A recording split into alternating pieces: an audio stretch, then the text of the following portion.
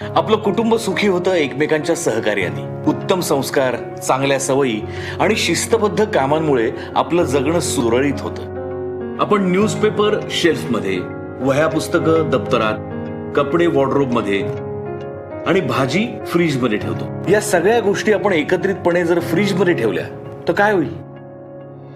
प्रत्येक गोष्टीची एक विशिष्ट जागा आहे. कचऱ्याच्या बाबतीत ही सवय का लावून घेत नाही? ओला कचरा, सुका कचरा, घातक कचरा एकत्र टाकल्यामुळे आपल्या शहराचं काय होईल? ओला, सुका आणि घातक कचऱ्याचं वर्गीकरण करूया. त्यामुळे आपल्यासाठी झटणाऱ्या हजारो हातांचे कष्ट वाचतील. आपली एक चांगली सवय शहर बदलवून टाकेल. शासन आपल्या सोबत आहेच, पण आपणही शहराच्या आरोग्य आणि सौंदर्यासाठी हातभार लावूया. चला करू नवी सुरुवात. अस्वच्छतेवर करू मात.